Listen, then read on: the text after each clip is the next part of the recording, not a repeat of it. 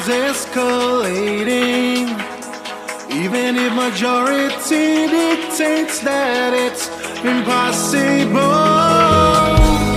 I refuse to believe on what the world would say, because you are the final way. Now send your rain as you rain. Now send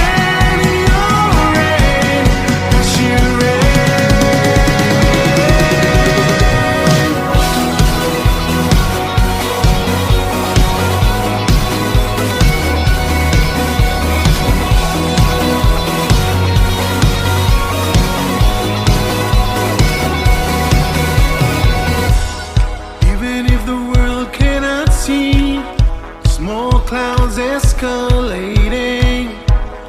Even if majority dictates that it's impossible, I refuse to believe on what the world would say, because you are the final way. Now send your rain as you rain. Now send your rain as you rain.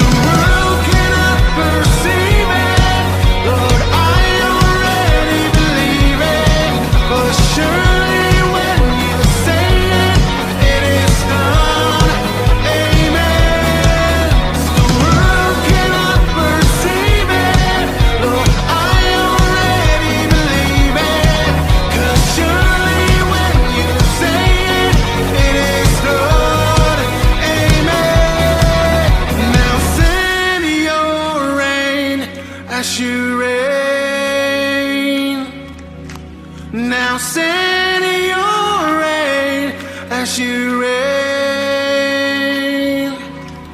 Now send your rain as you rain. Now send your rain as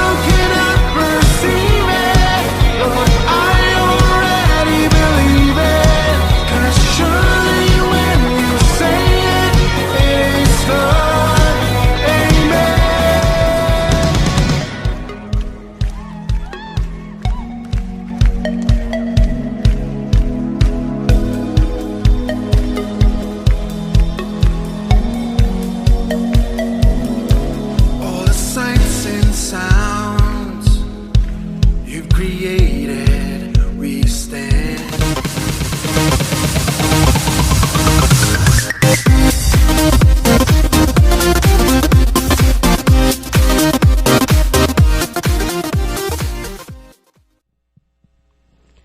Hello, good morning.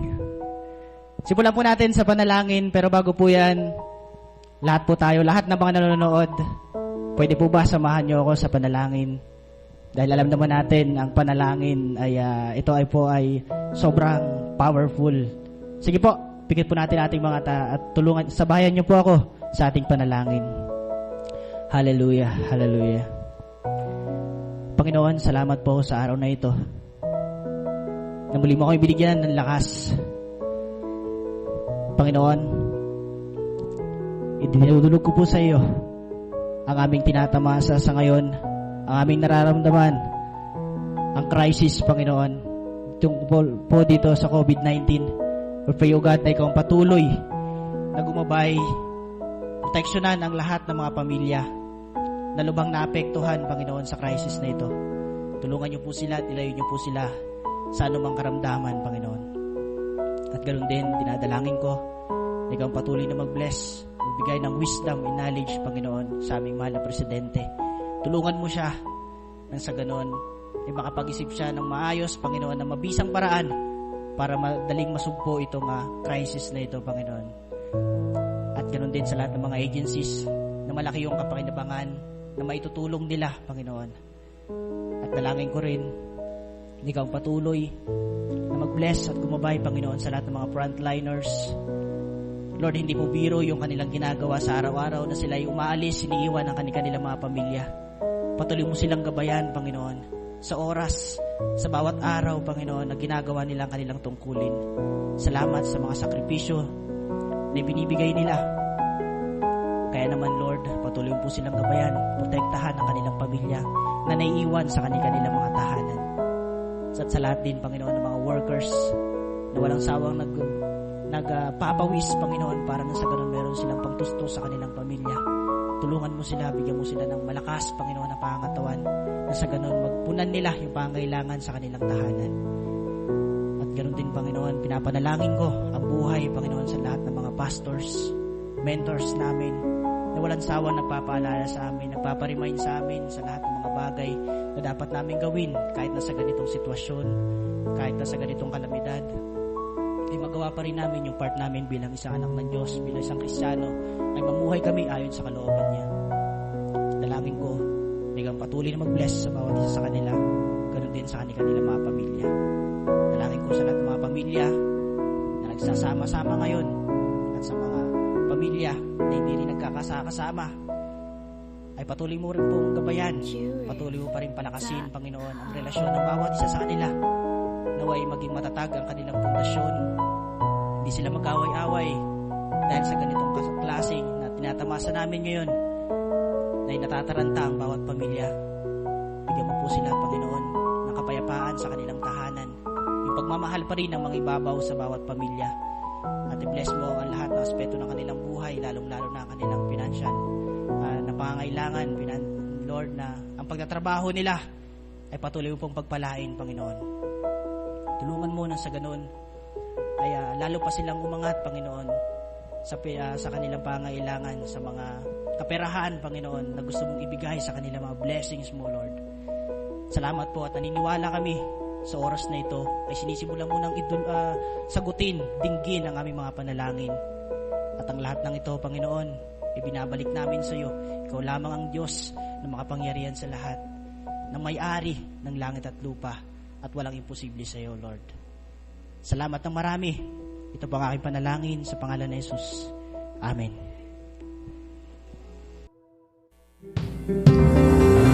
Good morning, Kashalom! Today is our Sunday celebration again, and I believe na handang-handa na kayo na mag-Kisimba Live sa amin. And tawagin nyo ng mga magulang nyo, mga kapatid nyo, at tune in sa amin, at let's do our best worship based praise para kay Lord. Amen! Hallelujah! Come on! Shout hallelujah! Hallelujah!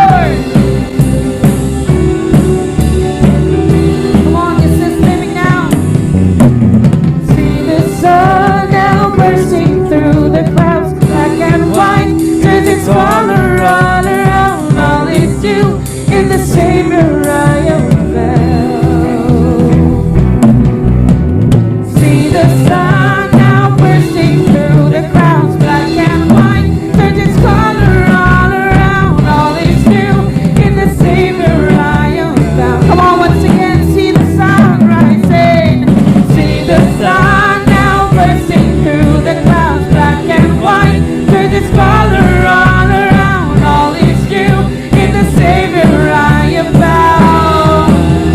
This is living now.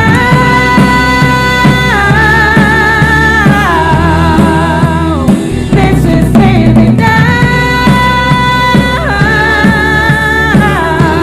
You take me higher. You take me higher than I've been before. It's your perfect love that sees me soar. Now your freedom is an open door. You are everything I want and more. You take me higher than I've been before. It's your perfect love that sees me soar. Now your freedom is an open door. You are everything I want and more. Hallelujah. This is living now, living for the Lord.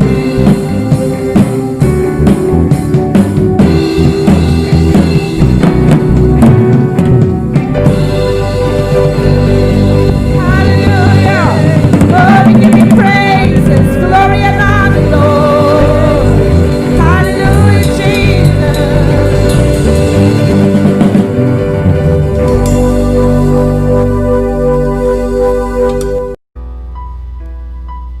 Hallelujah. Come on, church. As we worship the King, sa oras nito, pwede ba just open our heart and worship the Lord? And as we lift our hands and believe again that the Lord will do more in our life, na marami pong gagawin ng Panginoon in this pandemic time, just believe nandyan ang Panginoon to help us. And as we live our worship today, just open your heart and pour out everything to the Lord. Hallelujah, Jesus. Hallelujah. We worship you.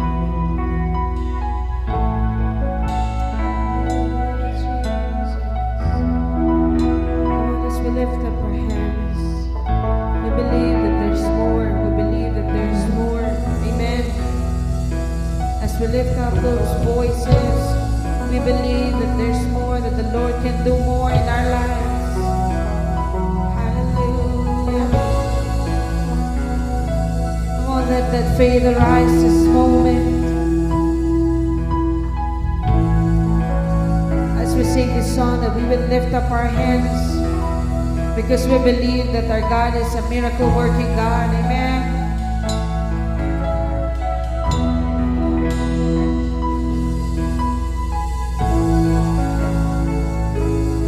Be still, there is a healer. His love is deeper than the sea. His mercy is unfailing. His arms are fortress for the weak. Let faith arise. Oh, let the faith arise. Let faith arise.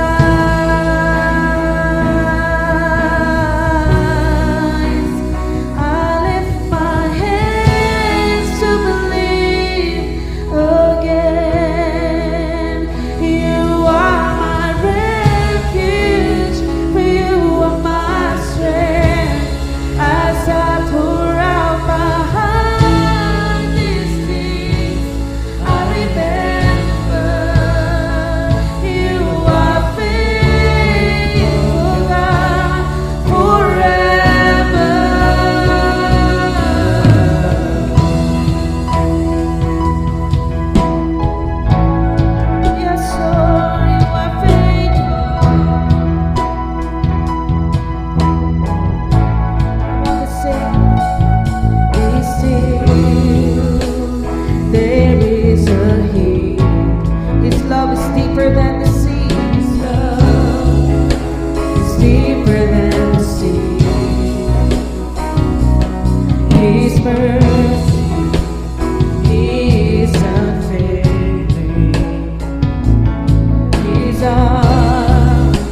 our fortress for the weak.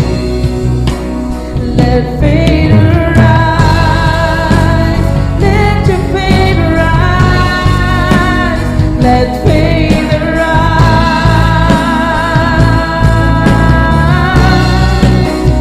I lift my hands to believe again. You are my refuge, you are my strength. As I pour out my heart these things, I remember you are faithful, God. Forever I lift my hands to believe again. Come on, sing it. You are my strength. As I pour out my heart these things, I remember you are faithful, God, forever.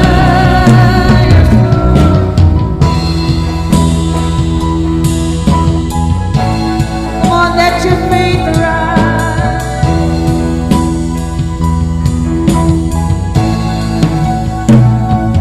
He said, there is a river that flows from Calvary's stream. A fountain, come on, sing it. For the thirsty, your grace that washes over me. Let faith arise.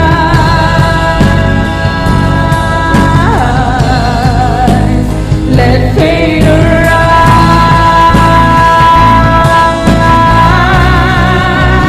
I lift my hands to believe again. You are my refuge. You are my strength. As I pour out my heart these things, I remember you are faithful, God. Come on. I lift my hands to believe again. You are my refuge. You are my strength. Come on, just pour out your heart to the Lord. I remember you are faithful, God, forever. Let faith arise. Let faith arise. Come on, church. Ask the Lord to open your eyes. Let faith arise. Let faith arise. Open my eyes. Let faith arise.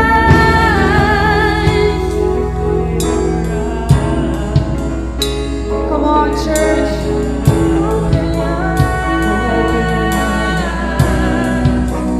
Let faith arise.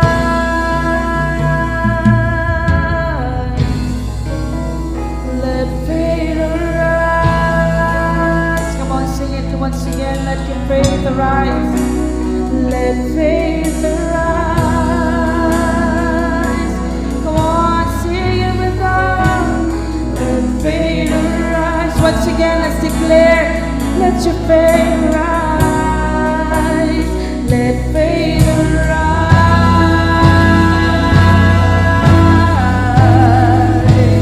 Let faith arise.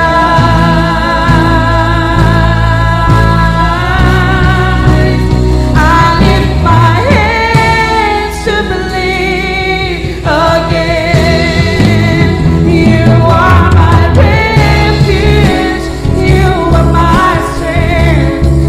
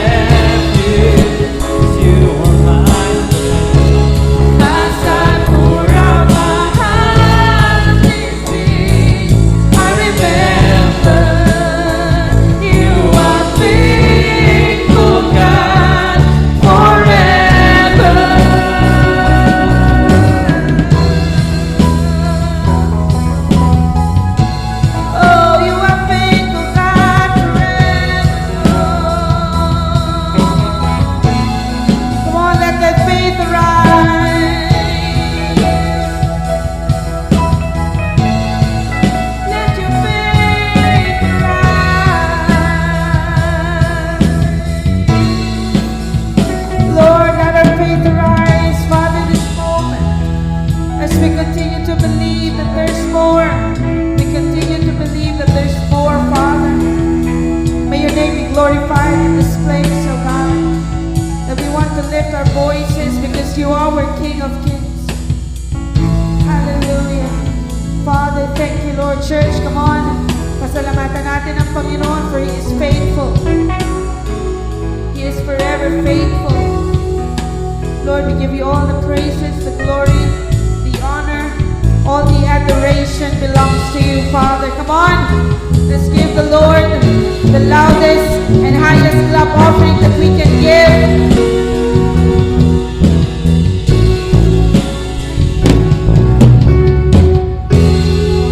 Oh, glory to the Lord. Amen.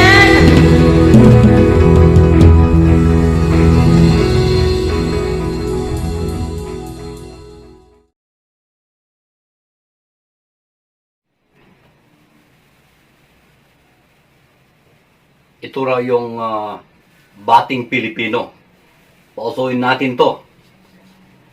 Instead na shaking of hands, ay ganito na ang gawin natin.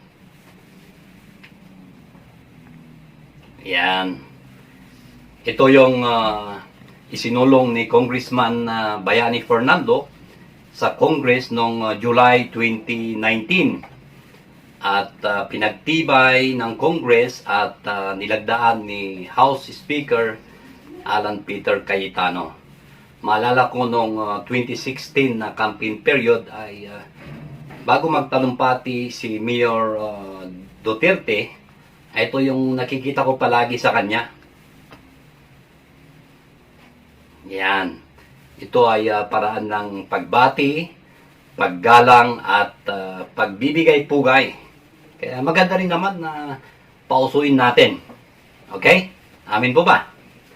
So, magandang buhay sa ating lahat. Kapamilya, kakilala, kaibigan, kaibigan ng kaibigan, at kapitbahay na nakikinig at nanonood sa oras na ito. Isa kong natutunan sa quarantine na ito ay itong live streaming. Salamat sa ating mga mentors na nagtuturo kung paano dapat gawin kahit kulang pa tayo sa mga gadgets. At ako naman ay nagpapasalamat sa aking mga assistants, sina Glidel na aking secretary, si Grant na aking cameraman at editor, and of course ang aking number one fan na asawa at number one critic. So, salamat din sa kanila. Dahil hindi ko magagawa kung itong live streaming na ito kung wala sila na aking team. Mahirap yung magsalita kang mag-isa. Kaharap mo lang ang camera. Imagine, for almost 20 years, magpipreach ako na talagang nakikita ko kayo at nakikita ko yung mga mukha ninyo, facial expression ninyo, kung kayo ay nakikinig o kung kayo ay inaantok. Naririnig ko kung kayo ay talagang naintindihan nyo doon sa facial expression ninyo, kung talagang interesado kayo sa mga messages na inyong napapakinggan. Pero dito mahirap yung hindi ka sanay, mahirap yung magsalita kang mag-isa. Nasabi ko nga kanina, kaharap mo lang ang camera. Hindi ko nakikita kung kayo ay nakikinig. Hindi ko nakikita kung kayo ay natutulog lang. Kasi pwede mong dayain eh. I-on mo lang yung cellphone mo. Sabi dyan na Julio is watching with you. Pero hindi mo alam kung tulog pala. Diba? Kaya ito nga mga kapatid, na ini-encourage ko kayo na makipag-engage kayo. Halimbawa dyan lang sa umpisa nitong ating live streaming ay maganda naman na batiin ninyo ang mga kapatiran. Pwede nyo sabihin dyan na watching from, kung saang purok kayo, at sabihin nyo yung mga kasama ninyo dyan sa bahay ninyo, kasi naintindihan ko naman yung iba hindi makapag-engage dahil sa isang cellphone ay mga yung buong pamilya ang nanonood. Kaya maganda sa umpisa, ilagay nyo na yung mga pangalan ninyo dyan, o O di kaya kahit naman sa panghuli, para yung mga ushers naman natin ay pwede nilang kunin dyan yung mga data natin o yung mga attendance. Kaya po, kung gusto nyo rin namang ilagay doon sa ating chat box sa Shalom, ay okay rin naman. So, amen po ba? Kaya sa umpisa, ilagay nyo kung saan kayo nanonood, ilan kayo dyan na nanonood, at kahit naman sa kalagitnaan, yung mga naintindihan ninyo na mga message, ay pwede nyong ilagay dyan sa comment box ninyo. At doon naman sa panghuli, bago tayo magtapos, ay pwede naman kayo maglagay ng Amen. Para, sabi ko nga, alam ko kung sa umpisa at hanggang sa panghuli ay talagang nakinig at nanood kayo. Okay ba? Lagay nyo dyan sa comment box ninyo. Okay. So, mga kapatid, sa first chapter na sinulat ni Apostol Peter na ating pinag-usapan noong mga nakaraang linggo, si Peter in-emphasize niya yung importance of Christian growth. Nag-umpisa sa pananampalataya. Ang isang mananampalataya na kailangan niyang i-pursue ang moral excellence, knowledge, self-control, perseverance, godliness, brotherly kindness, and selfless love, resulting in a mature faith and true knowledge of the Lord Jesus. So dito naman sa chapter 2, ang ating pinag-usapan last Sunday about false prophets and false teachers. So si Apostol Pedro ay masugid na nagbabala sa mga mananampalataya dito sa mga bulaang propeta at guro na pumapasok sa mga simbahan at sa kanilang mga nakakasirang katuruan. So si Apostol Peter, criticize na sila. Tinawag niya silang mga lawless men, mga taong hindi sumusunod sa batas. Inaalaw nitong mga taong ito na okay lang sa kanila na gumawa ng masama, mahalay na pamumuhay. Tinawag ni Pedro sila'y mga sakim, mga greedy. Tinawag ni Pedro silang mga arrogant at sila yung mga taong matitigas ang ulo. Kaya si Apostol Pedro gusto niyang protektahan ang mga mananampalataya sa Panginoong Hesukristo dito sa kanilang mga masamang katuruan at motibo. At sinabi rin niya sa huling verses ng chapter 2, verses 20 to 22, ang babala sa mga mananampalataya sa pagtalikod sa katotohanan. Na sinabi niya na mas maganda sanang hindi na nila nalaman yung katotohanan tapos sila ay tumalikod doon sa katotohanan. Kaya ginamit niya yung kanilang yung proverbs nila noon na kagaya ng isang aso na sila ay yung kinain ng aso tapos isinuka niya tapos kinain niya muli. Nakakita kayo siguro ng ganong mga aso, di ba? Sumuka, tapos kinain niya muli yung kanyang isinuka. Ganon ang pagkahambing niya doon sa mga taong nakarinig na sa katotohanan, tapos tumalikod muli. Hindi lang aso, ginawa rin niya yung proverbs nilang, pati rin yung baboy. Na yung baboy, napaliguan na, tapos bumalik doon sa putik muli. Mga baboy nila kasi noon talagang walang kulungan yan. Open eh. Parang mga kambing at mga baka lang na nandiyan lang. At ganon ang pagkagamit niya. Mga asong sinuka yung kanyang kinain, tapos kinain niya muli. At mga baboy na napaliguan na nga, pero muling bumalik doon sa putik. So ganito ang pagkasabi niya dito sa mga taong nalaman nila ang katotohanan, pero sila ay tumalikod doon sa katotohanan na kanilang narinig. Sabihin mo sa katabi mo, hindi ako yon. Lagay mo dyan sa comment box mo, hindi ako yon. So, ngayong linggo mga kapatid, ang topic natin ay sure na sure. Ilagay mo dyan sa comment box mo, sure na sure. Lagyan mo pa ng exclamation mark. Amen po ba? So pag sinabi nating sure, sigurado. Walang pag-aalinlangan. So ano itong sure na ito? About sa pagdating ng ating Panginoong Jesus. So base dito sa chapter 3 ng ating text about sa coming of the Lord Jesus Christ. So yung text po natin dito sa 2 Peter chapter 3 verses 1 to 10. Hindi po natin tatapusin ito lahat. Yung series po next Sunday muli dahil napakahaba po ito.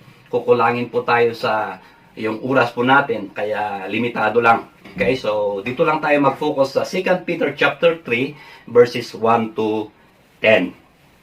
So, ito po na ang ating Panginoong Kristo, yung sure na sure ay about sa pagdating ng ating Panginoong Kristo. Na hindi siya muling maipako sa cross at mamatay sa cross. Pero, para kunin ang lahat ng mga nananampalataya sa Kanya at namuhay ayon sa kalooban niya. Para ilayo sila sa mga kapahamakan na mangyayaring paghuhukom sa mundong ito. Para ilayo tayo sa kapahamakang mangyayaring paghuhukom sa mundong ito. Gawin nating personal para ilayo ka sa kapahamakang mangyayari paghuhukom sa mundong ito. Gawin mong personal para ilayo ako sa kapahamakang mangyayaring paghuhukom sa mundong ito. Na ang pangako ng Hesukristo mismo ang nagsabi nung siya ay nasa mundong ito. So siyang Panginoong Hesukristo mismo ang nagsabi sa kanyang pagbabalik muli. Nandoon po sa Matthew chapter 24 verses 36 to 44. So aking babasahin ito sa sinabi ng ating Panginoong Hesukristo. Ngunit tungkol sa araw at oras na yon ay walang nakakaalam. Kahit ang mga anghel sa langit o maging ang anak man. Ang Ama lamang ang nakakaalam nito. Ang pagdating ng anak ng tao ay tulad noong panahon ni Noe. Nang mga araw na yon, bago bumaha, ang mga tao'y nagsisikain, nag-iinuman, at nagsisipag-asawa hanggang sa araw na pumasok si Noe sa barko. Hindi nila namamalayan ang nangyayari hanggang sa dumating ang baha at tinangay silang lahat. Gayon din ang mangyayari sa pagdating ng anak ng tao. Sa panahong yon, may dalawang lalaking nagtatrabaho sa bukid, kukunin ang isa at iiwan ang ikalawa. May dalawang babaeng nagtatrabaho sa gilingan, kukunin ang isa at iiwan ang ikalawa. Kaya't maging handa kayo dahil hindi ninyo alam kung kailan darating ang inyong Panginoon. Unawain ninyo ito. Kung alam ng may-ari ng bahay kung anong oras sa gabi darating ang magnanakaw, siya'y maghahanda at hindi niya pababayaang pasukin ang kanyang bahay. Kaya't lagi kayong maging handa. Ulitin ko, kaya't lagi kang maging handa. Gawin mong personal. Lagay mo sa comment box mo, kaya't lagi akong maging handa. Bakit? Sapagkat darating ang anak ng tao sa oras na hindi ninyo inaasahan. So dito po sa verses 1 and 2 na ating teksto, gusto ni Apostol Pedro na paalalahanan ang mga mananampalataya na magkaroon ng healthy thinking sa mga bagay na pinahayag nung una ng mga banal na propeta doon sa Old Testament at ang utos ng Panginoong Hesukristo sa pamamagitan ng mga apostol. Because They were eyewitnesses of His glory. Itong mga apostol, sila yung mga saksi doon sa kadakilaan ng ating Panginoong Kristo.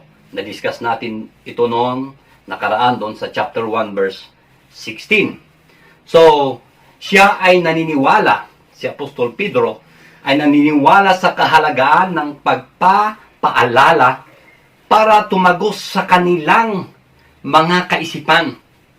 Gawin nating personal. Si Apostol Pedro ay naniniwala sa kahalagaan ng pagpapaalala para tumagos sa ating kaisipan. At hindi natin malilimutan yung mga katuruan na dati nating nalaman. Na kung panghawakan natin at paniwalaan natin ang kanyang precious at very great promises, we have the power to resist temptation at manatiling matatag. Ulitin ko, na kung panghawakan natin at paniwalaan natin yung precious at very great promises, we have the power to resist temptation at manatiling matatag. So, like in Matthew 24:42, nabasa natin kanina, yung sinabi ng ating Panginoon Kristo, sabi dito sa English version, therefore, keep watch, because you do not know on what the day of the Lord will come. Ulitin ko, therefore keep watch, because you do not know on what the day of the Lord will come. Hindi lang ang Panginoong Kristo ang nagsabi sa kanyang pagbabalik na muli, kundi pati rin si Apostol Pablo. Sinabi niya dito sa church ng Corinth at saka sa church ng Thessalonica, dito sa 1 Corinthians chapter 15 verses 51 to 58. Ganito ang kanyang sinasabi. Isang hiwaga ang sinasabi ko sa inyo. Hindi lahat tayo'y mamamatay, ngunit lahat tayo'y babaguhin. Sa isang sandali, sa isang kisap mata, kasabay ng huling pag-ihip ng trompeta, sapagkat sa pagtunog ng trompeta, ang mga patay ay muling bubuhayin at di na muling mamamatay. Babaguhin tayong lahat. Ang ating katawang nabubulok ay mapapalitan ng hindi nabubulok. At ang katawang namamatay ay mapapalitan ng katawang hindi namamatay. Kapag ang nabubulok ay napalitan ng di nabubulok at ang may kamatayan ay napalitan na ng walang kamatayan, matutupad na ang sinasabi sa kasulatan, nalupig na ang kamatayan, lubos na ang tagumpay. Nasaan o kamatayan ang iyong tagumpay? Nasaan o kamatayan ang iyong kamandag? Ang kamandag ng kamatayan ay ang kasalanan.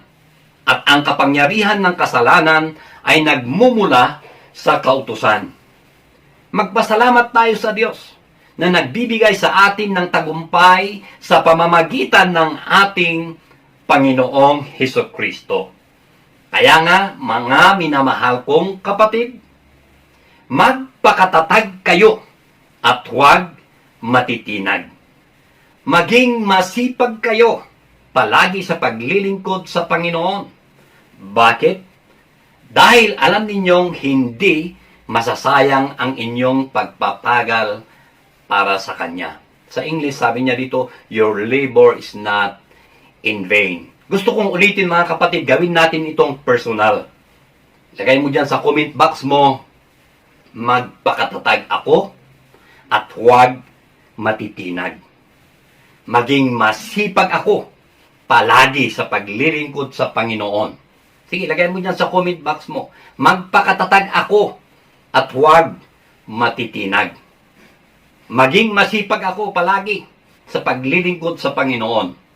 Bakit? Dahil alam natin na hindi masasayang ang ating pagpapagal para sa Kanya.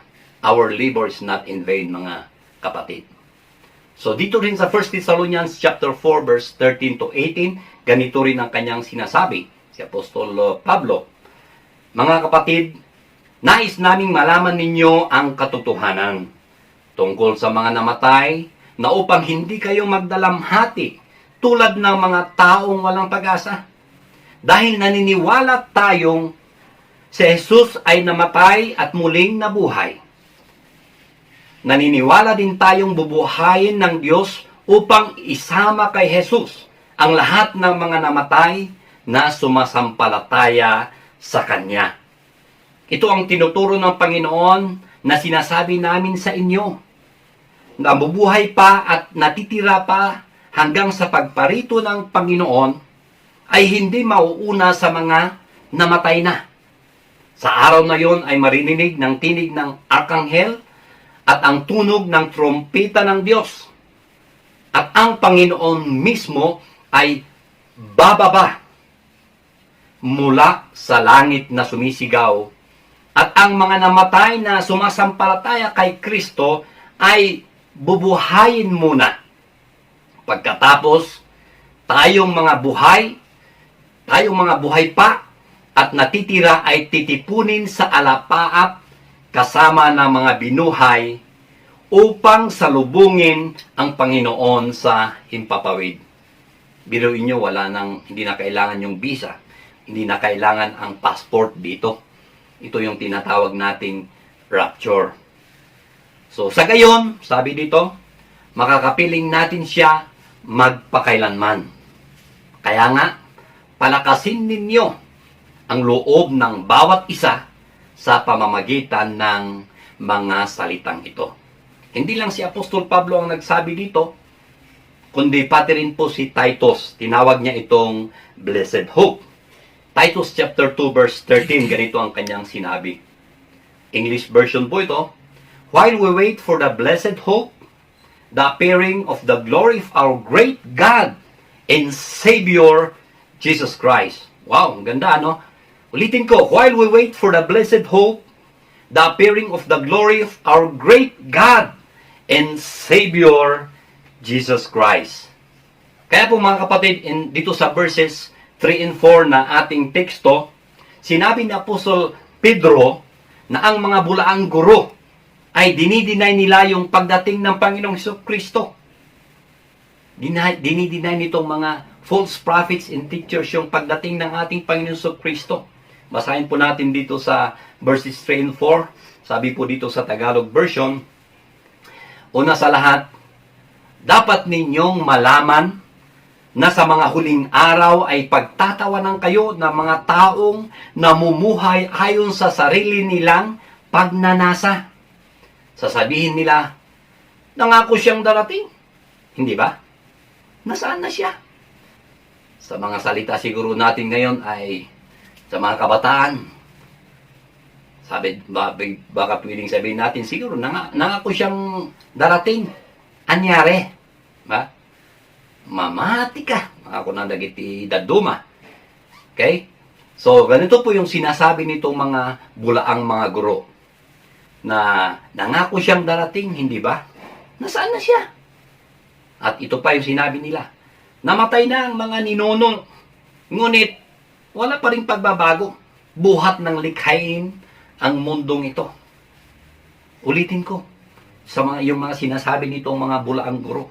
Namatay na ang ating mga ninuno, ngunit wala pa rin pagbabago. Buhat ng likhain ang mundong ito. Ganito po yung kanilang sinasabi. Dinideny nila yung pagdating ng ating Panginoon Jesucristo. Kaya dito ulit sinabi ni Pedro, ang mga false teachers in the last days na denying the bodily second coming of our Lord Jesus Christ. They follow their own lust. They walk in their own lifestyle. Sinusunod lang nila ang kanilang passion at kanilang sexual desire. Pagbalik po tayong basahin yung pag-usapan natin doon last Sunday doon sa chapter 2 verses 2 at doon sa verse 10. So, hindi lang yon, they even reject the lordship of our Lord Jesus Christ sa buhay po nila. Ulitin ko mga kapatid, itong mga false teachers, false prophet na ito, they even reject the lordship of our Lord Jesus Christ sa buhay po nila. Kaya sinasabi rin nilang walang paghuhukom na darating. Biruin mo, maliban nun sa sinasabi nila, dinidina nila yung pagdating ng Panginoon Kristo, sinasabi rin nila na walang paghuhukom na darating. Ang turo nila ay nakabase sa pag-iisip na ang mga bagay-bagay doon sa creative things ay parang parehas lang naman eh. Wala namang nangyayari. Kung anong pagkalikha noon, ganun pa rin naman. Kaya, always been the way they are right now. Ulitin ko, always been the way they are right now. Sabi nga nila, walang change na mangyayari. So mga kapatid, hindi ko rin alam dito sa atin kung meron ding nag-aalinlangan sa pagbabalik ng ating Panginoon. Sa ngayon po, marami ang naniniwala. Sana kapatid, hindi ikaw. Sana all mga kapatid, naniniwala tayo sa pagbabalik ng Panginoon. Amin po ba? Lagay mo dyan sa comment box mo, sana all naniniwala sa pagbabalik ng Panginoon. Tayo bilang church, as a body of Christ, ay nabubuhay sa pag-asa na babalik ang Panginoon to gather His redeemed people, to destroy the wicked, and to establish o itatag niya ang kanyang kingdom. Ito ang motivator natin mga kapatid, o rason kung bakit tayo ay nagpapatuloy sa ating pananampalataya. Ito yung ating blessed hope na ito. Dito po sa verses 5 and 7, sabi ni Apostol Pedro, basahin po natin, sinasadya nilang, ito pong mga false prophets and false teachers, sinasadya nilang hindi pahalagahan ang katotohanang ang langit at lupa ay nilikha ng Diyos sa pamamagitan ng kanyang salita. Nilikha ang lupa buhat sa tubig at sa pamamagitan ng tubig. Sa pamamagitan din ng tubig, ng malaking baha, ginunaw ang daigdig ng panahong yon. Doon po sa English version, sabi niya po dito, the world of that time was deluged and destroyed. Ulitin ko, the world of that time was deluged and destroyed.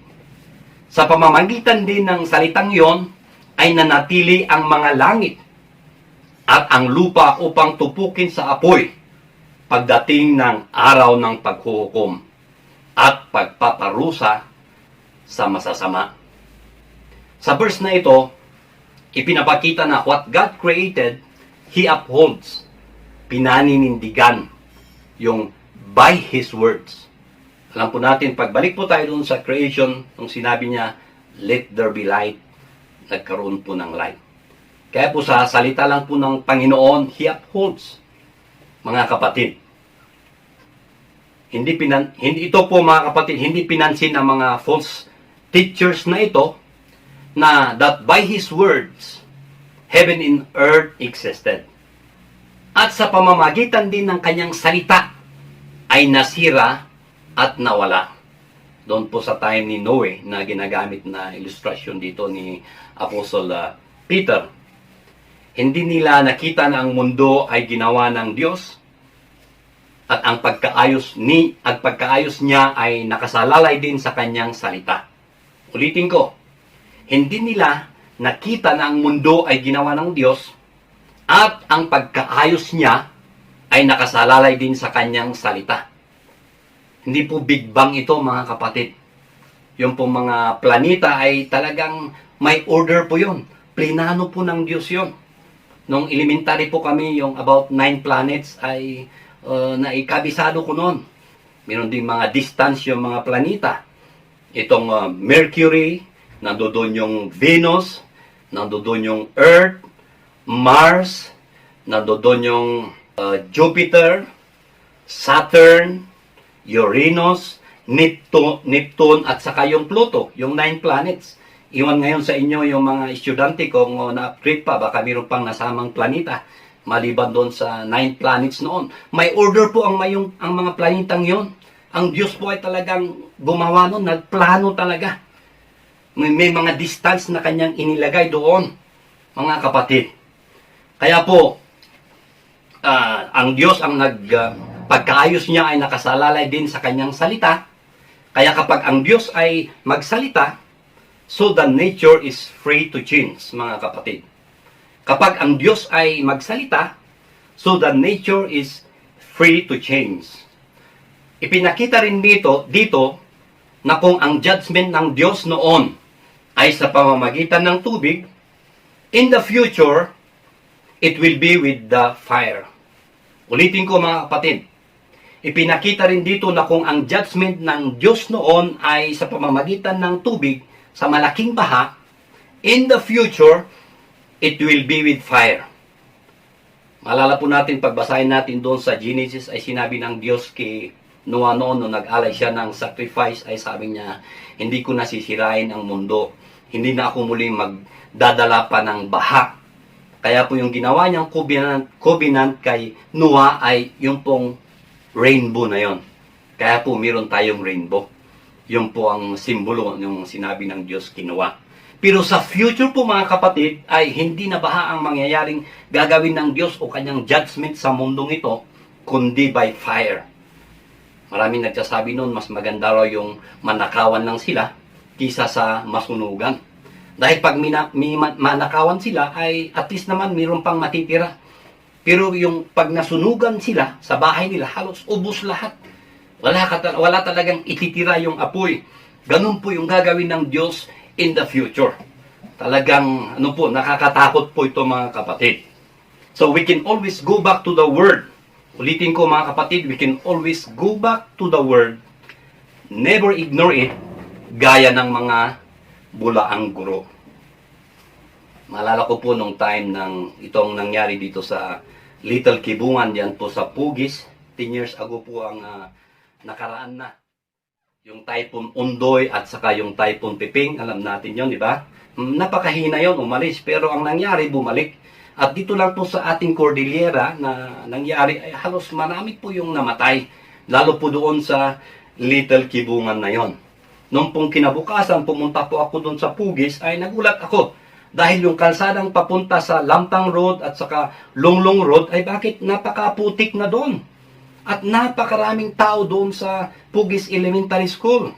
At pagtitingnan ko yung mga mukha nila ay talagang umiiyak, talagang hindi mo ma-express yung facial expression nila. Kaya itinabi ko po ang aking motorsiklo, pumasok ako, pumunta ako doon sa school, doon ako nagulat. Dahil doon pala sa room na yon, ang daming mga body bags, mga katawan ng mga taong patay. Nakalagay doon, binubuksan nila yung zipper. Hindi mo ma-express, tinitingnan ko yung mga mukha, hindi mo na mamukhaan yung mga tao. Nakita mo yung kalunos-lunos na nangyari po sa kanila sa time na yon. Umakyat po ako doon sa site at nagtanong ako dito sa kalsada, may mga bahay. At talagang halos maiyak siya, sabi niya, "Haya po, kaslangat, tsimpo ni Noah."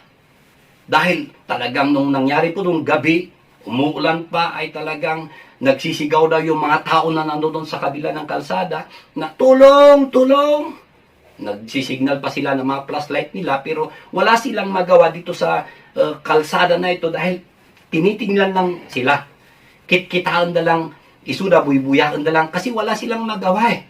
Napakaputik, malakas yung ulan, baka madamay pa sila. Kaya mangyak-ngyak din po yung babae nung tinatanong ko.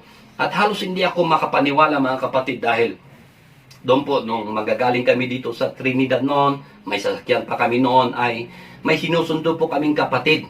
Kasi yung worship hall natin noon ay sa high school, ay tumitigil ako doon sa Little Kibungan at dumarating yung kapatid natin at sinasakay namin.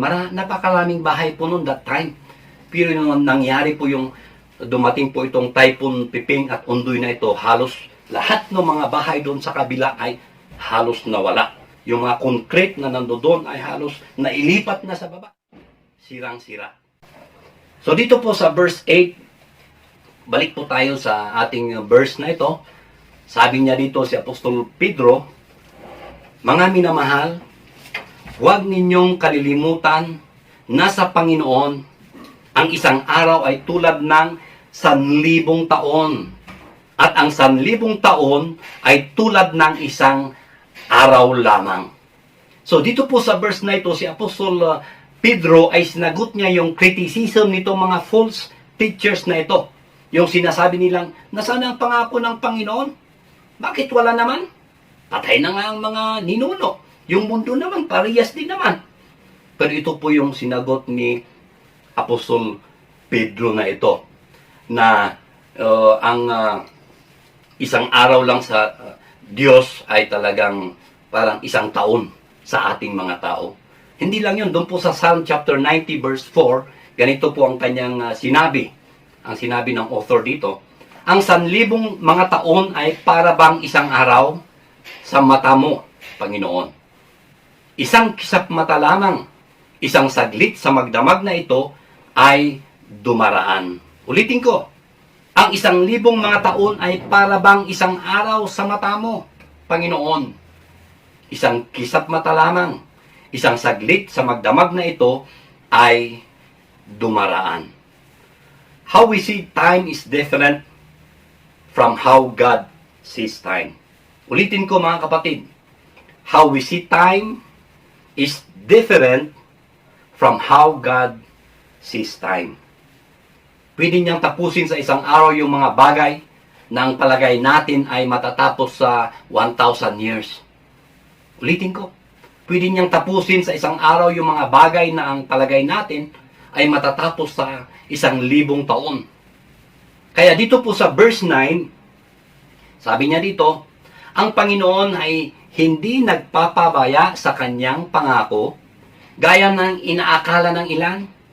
Sa halip, nagbibigay siya ng pagkakataon sa lahat, sapagkat hindi niya nais na may mapapahamak, kundi ang lahat ay makapagsisi at tumalikod sa kasalanan. Ulitin ko, ang Panginoon ay hindi nagpapabaya sa kanyang pangako, gaya ng inaakala ng ilan. Sa halip, nagbibigay siya ng pagkakataon sa lahat, sapagkat hindi niya nais na may mapapahamak, kundi ang lahat ay makapagsisi at tumalikod sa kasalanan. He is patient, mga kapatid. Ito po, nire-reveal na nire-reveal dito na reveals God's heart of love of the world sa mga tao. The reason of the delay of His coming is that all people should come to repentance. Kaya bakit hindi pa dumarating ang Panginoong Kristo? Gusto niyang lahat ng mga tao ay magsisi sa kasalanan, sa kanilang mga ginagawang hindi tama o mali sa paningin ng Diyos. Ayaw niyang may mapahamak, kapatid. Gawin mong personal. Ayaw niyang mapahamak ako. Ang Diyos nagbibigay siya ng pagkakataon sa lahat ng tao para magsisi at tumalikod sa kasalanan. Dito po sa John chapter 10 verse 16 at saka verse 28, ganito po ang sinasabi ng ating Panginoong Kristo. Mayroon akong iba pang mga tupa na wala pa sa kulungang ito. Kulungang ito. Kinakailangang sila'y ipasok ko rin at papakinggan nila ang aking tinig.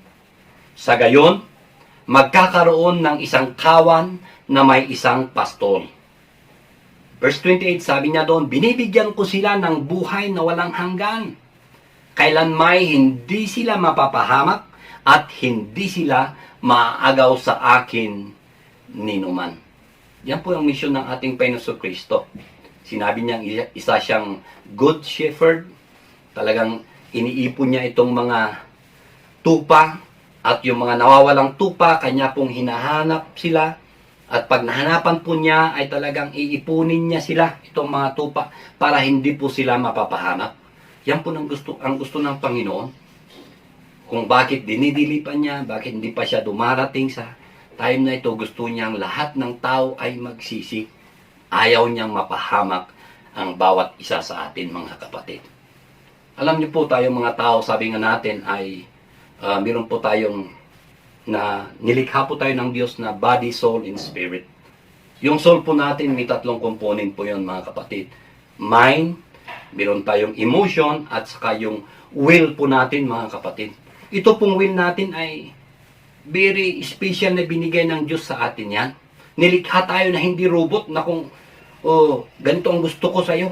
Talagang parang kinokontrol ka. Hindi. Pag sinabi ng Diyos sa kanyang salita, anak, sundin mo ang aking salita. Mali yan, masama yan, huwag mong gawin ito. Pero ang gusto mo ay yung sarili mo rin. Ito naman ang gusto ko, ito naman ang gusto ng aking laman. Ginagawa mo pa rin kahit sa salita ng Diyos ay hindi ka aya-aya. Mga kapatid, sarili po nating desisyon yan. Hindi ka po, wala pong magagawa ang Diyos kung gusto nating manatili pa rin sa kasalanan. Kung gusto nating gawa pa rin ng kung ating kagustuhan na kahit hindi ayon sa kanyang salita, ginagawa natin yung kabaliktaran. So napakahirap po mga kapatid. Kaya po ang warning dito sa verse 10 na ito, sabi po ni Apostolo Pedro dito, ngunit ang araw ng Panginoon ay darating, tulad ng isang magnanakaw.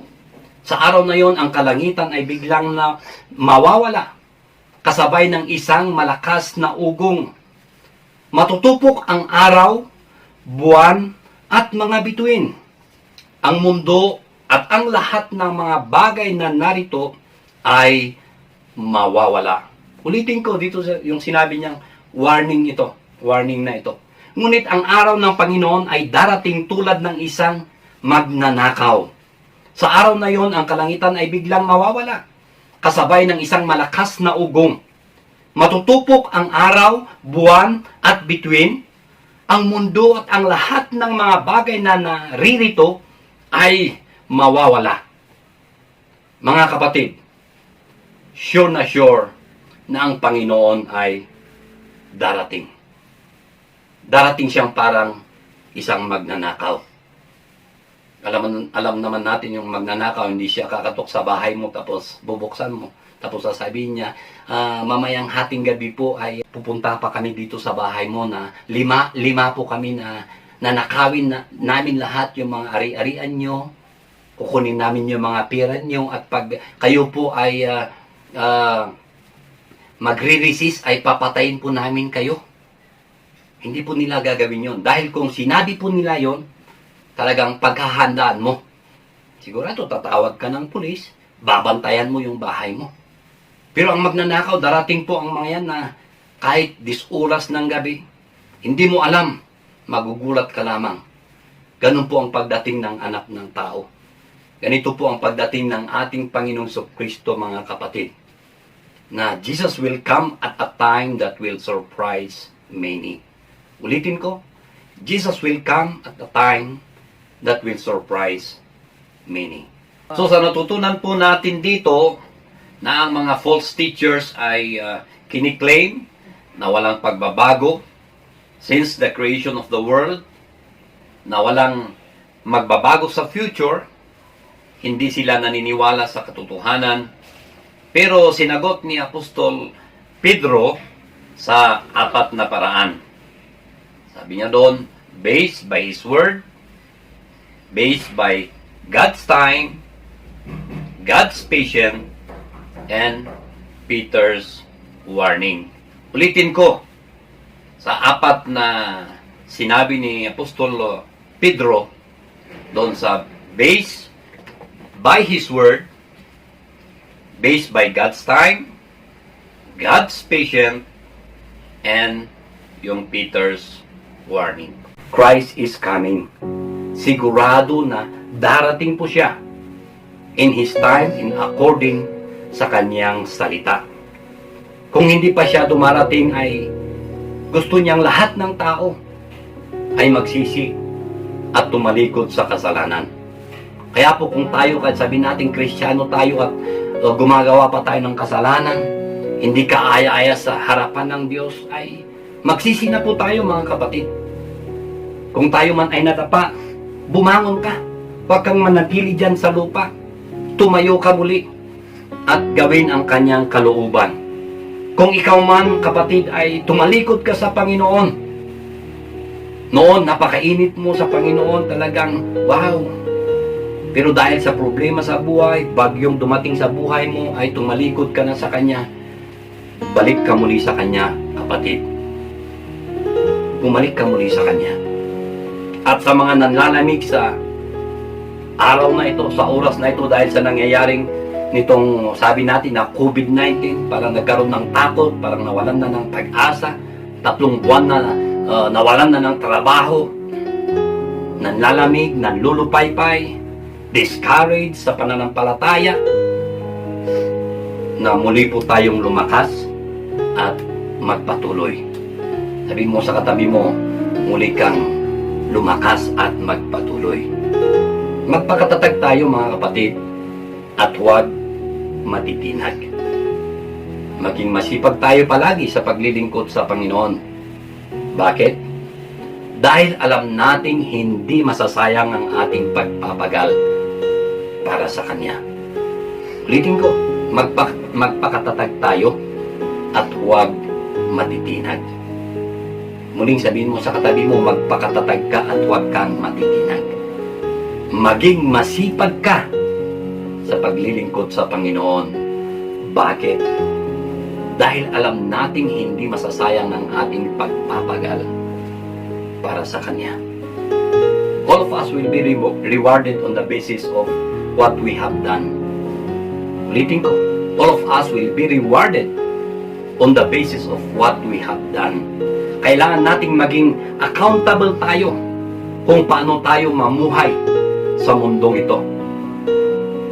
Pero sa mga unrepentant people, He will bring judgment. Tayo pong lahat ay manalangin. Panginoon, sa oras na ito, salamat sa iyong salita. Salamat, Panginoon, sa iyong promise na ikaw ay muling babalik. Ang mundo pong ito ay pasama ng pasama. Talagang kung ano-ano na yung nangyayari.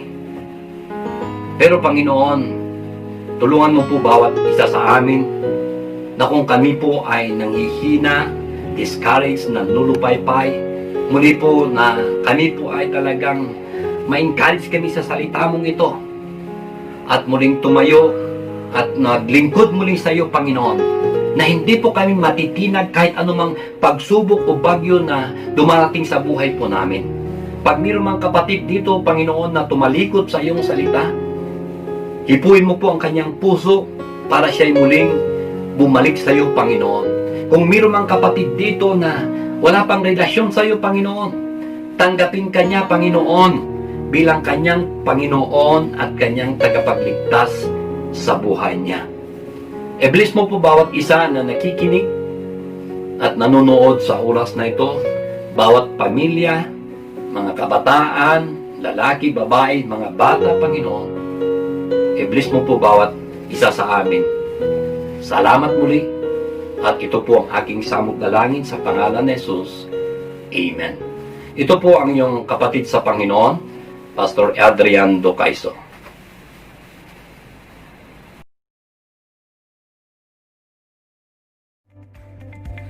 Alright! Wow, grabe. Ang sarap ng service ngayon. And this moment, tapos na po ang ating service. So, we can share already yung ating live streaming to all our friends, mga family ng Shalom. You can share this video or this live streaming to all the friends out there, sa ating mga kapamilya, mga kapatid, sa anumang panig ng mundo. Okay? And you can also do your watch party if you want, para may share itong live streaming natin. Okay, so once again, God bless everyone. Shalom.